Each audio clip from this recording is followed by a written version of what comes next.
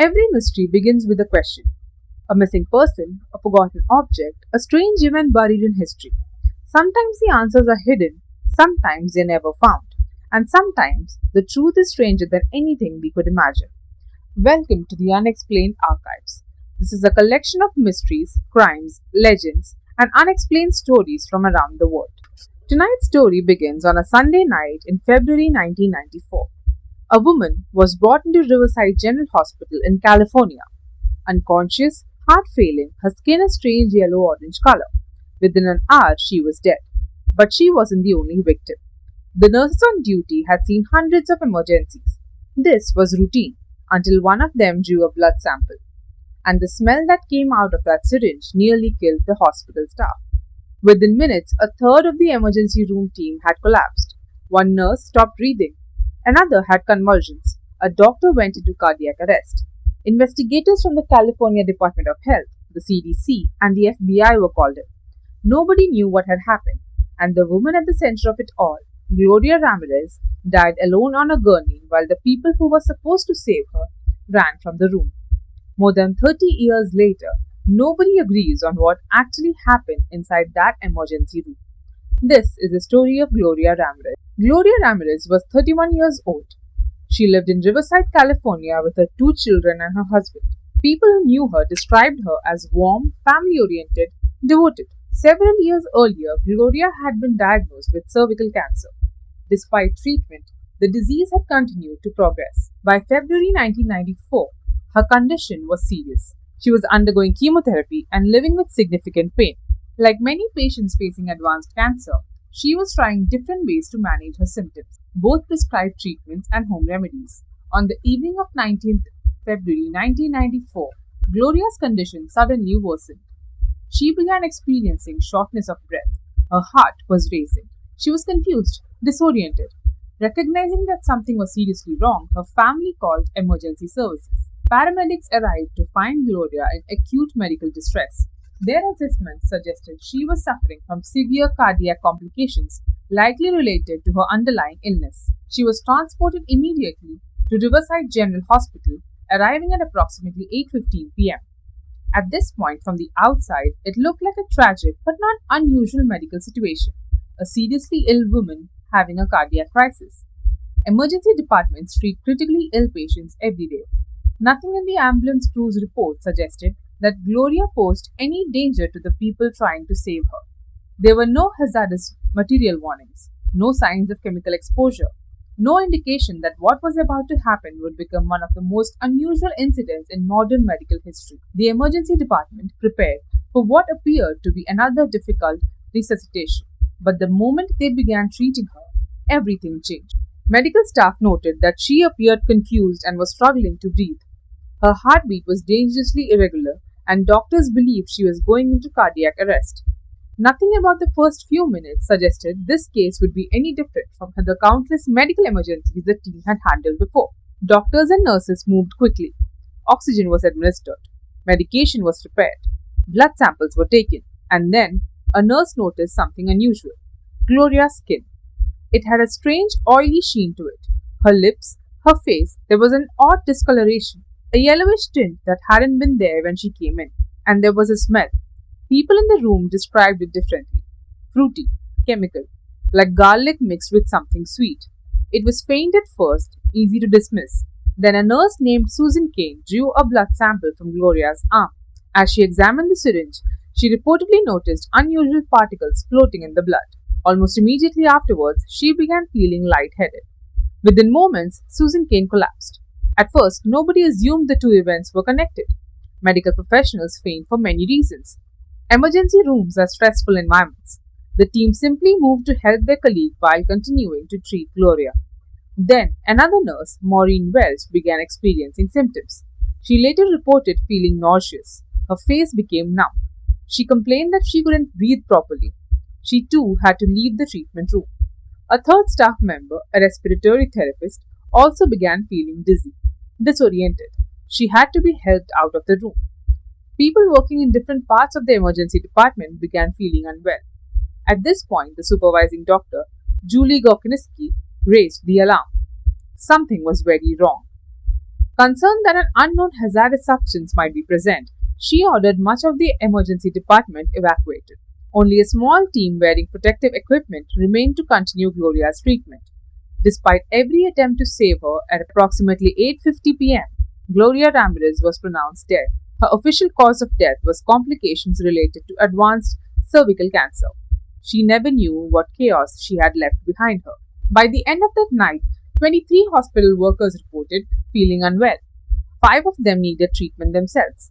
Susan Kane, the first nurse to collapse, spent 10 days in the intensive care unit. She developed hepatitis, inflammation of the lungs, and a rare bone condition called avascular necrosis, which causes bones to essentially die from lack of blood flow. She lost partial use of her knee. Her recovery took months. Julie Gokinski, the doctor, also experienced serious complications. She had seizures, memory problems, liver inflammation. She was hospitalized for 2 weeks. These weren't minor symptoms. These weren't panic attacks or mass hysteria. These were measurable physical lasting injuries. Hospital administrators treated the incident as a potential hazardous material event. The investigators from the California Department of Health Services were called in. The Center for Disease Control and Prevention reviewed the case. Even the FBI was notified during the early stages of the investigation.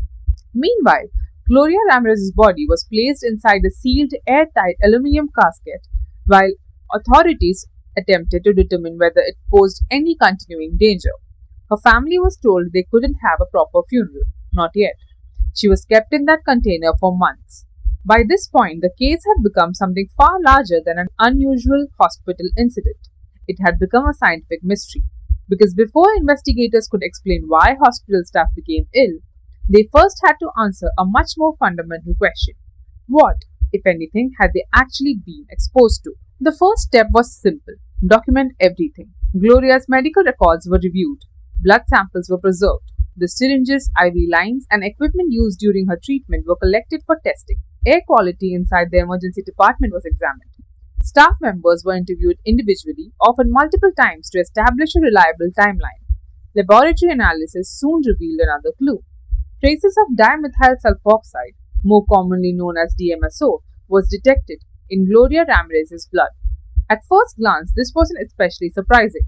DMSO had been used for decades as an industrial solvent before becoming popular as an alternative pain treatment. Although not approved in the United States for general medical use, it was widely available and commonly applied to the skin by people living with chronic pain. One of its best known characteristics is its distinctive garlic-like odor that immediately caught investigators' attention. But here's where it gets strange. DMSO isn't toxic at normal levels. It wouldn't explain the severity of what happened, unless it had been chemically altered.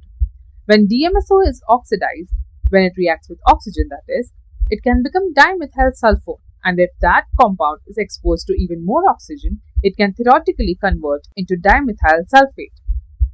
Now, dimethyl sulfate, that's a very different compound.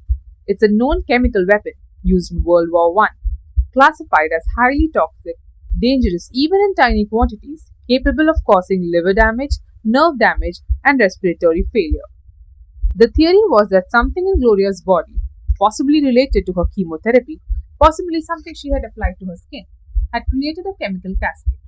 That when her blood was exposed to the cooler oxygen-rich air of the ER, it triggered a conversion reaction that produced a cloud of toxic gas. The DMSO hypothesis remains the leading scientific explanation, but it has one problem. No laboratory has ever successfully recreated the reaction under conditions described that night. And that's where the science begins to give way to speculation. Because despite months of investigation, nobody could fully explain what happened inside that emergency room. Over the years, several explanations have been proposed. Let's examine them one by one. Number 1. The DMSO conversion. This is the scientific explanation we just walked through. Investigators knew that traces of dimethyl sulfoxide, or DMSO, had been detected in Gloria Ramirez's blood. Family members later acknowledged that Gloria had been using topical treatments to help manage the pain caused by her cancer, making the presence of DMSO a plausible possibility. Scientists proposed that the DMSO on Gloria's skin may have undergone a series of chemical reactions inside the emergency room. Supporters point to the physical evidence. DMSO was detected in her blood. The smell descriptions from staff match what DMSO derived compounds would produce. But critics argue the chemistry doesn't quite add up. No research team has ever successfully recreated the proposed chemical reaction under conditions matching those inside the emergency room that night. Even today, chemists continue to debate whether such a reaction was realistically possible. While the theory remains scientifically plausible, it has never been conclusively demonstrated. Number 2. Mass psychogenic illness. This is what some doctors and notably some investigators quietly suggested. The idea is that once one or two people fell ill, panic spread through the room. The mind is extraordinarily powerful. In highly stressful environments, anxiety can spread rapidly through groups of people, producing genuine physical symptoms such as dizziness, nausea, fainting, headaches, and shortness of breath. There's precedent for this. It happens in schools, in factories, in hospitals. Supporters of this explanation pointed out that not every member of staff became ill. Some of those affected had not been standing close to Gloria. Others developed symptoms only after witnessing colleagues to collapse. From that perspective, the emergency room may have become an environment where fear itself contributed to the unfolding events. But this theory also has significant limitations. It does not adequately explain the documented long-term medical conditions experienced by some hospital staff. Susan Kane's vascular necrosis, Dr. Julie's liver inflammation and neurological symptoms, those diagnoses cannot easily be attributed to psychological stress alone. For that reason, many researchers believe mass psychogenic illness may explain some reactions, but probably not all of them. Most serious researchers have dismissed this theory as insufficient. Number 3. Something was never disclosed. This is where it gets uncomfortable. Some investigators and Gloria's family have raised the possibility that the full truth of what happened that night was never made public. A government contractor called Lovelace Biomedical Research Institute conducted an independent study. They eventually concluded the DMSO conversion theory was plausible, but they acknowledged significant gaps. Critics pointed out, why would a government contractor be brought in to investigate a hospital incident? Why did it take so long? Why was Gloria's body sealed away for months? Adding to the debate was the second autopsy requested by Gloria's family. Their pathologist reported finding no clear evidence of DMSO in Gloria's preserved tissue samples. Critics questioned whether the original testing had been accurate. Others pointed out that months had passed between Gloria's death and the second examination, making direct comparisons difficult. No evidence has ever emerged demonstrating a deliberate cover-up, but neither has every inconsistency been fully resolved. Like many famous investigations, the Gloria Ramirez case leaves behind a record that is detailed yet incomplete. Gloria Ramirez died in 1994. She was 31 years old. She had cancer. She was poor. She was a woman of color in a small California city. And within hours of her death, her body was sealed in a metal container. Her family was turned away and a government investigation was launched. Not to understand her death, but to understand what she had allegedly done to hospital staff. Within days of Gloria's death, newspapers had given her a new name, the Toxic Lady.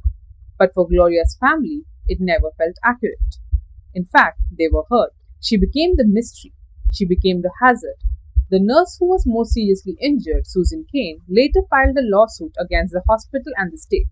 She settled out of court. Details were never made public. Julie Gorkinski, the doctor, also pursued legal action.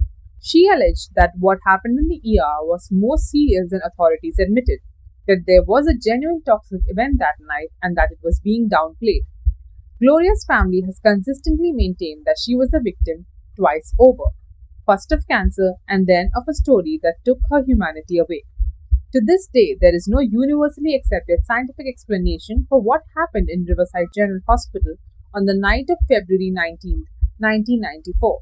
The case is still discussed in medical journals. It still appears in toxicology training and it still has no answer. Gloria was buried at Olivewood Memorial Park in Riverside, California. She had 2 children, a husband, people who loved her. She deserved better than to become a footnote in a mystery story, which is exactly why I wanted to start there with her before we got into the science and the speculation.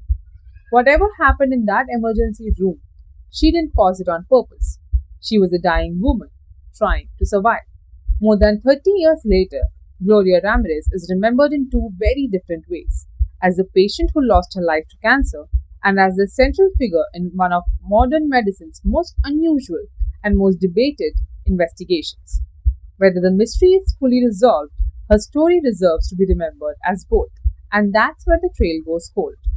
Whatever the explanation may be, the questions remain, and as long as they do, the story continues. This channel is going to be home to a lot of stories like this one: unsolved, unexplained, but always rooted in real people. Thank you for listening. Until next time, stay curious.